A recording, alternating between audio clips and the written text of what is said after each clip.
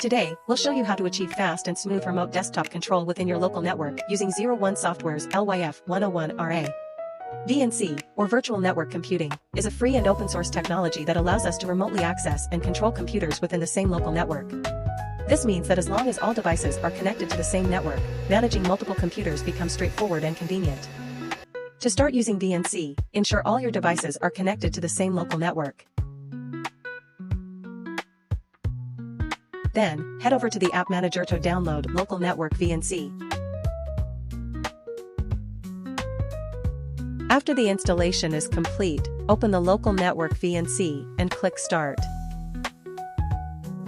Not limited to just one device, LYF 101RA also supports connecting to multiple computers simultaneously.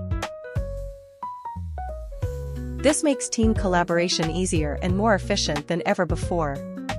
With a simple click, you can switch between different remote sessions effortlessly, streamlining your workflow.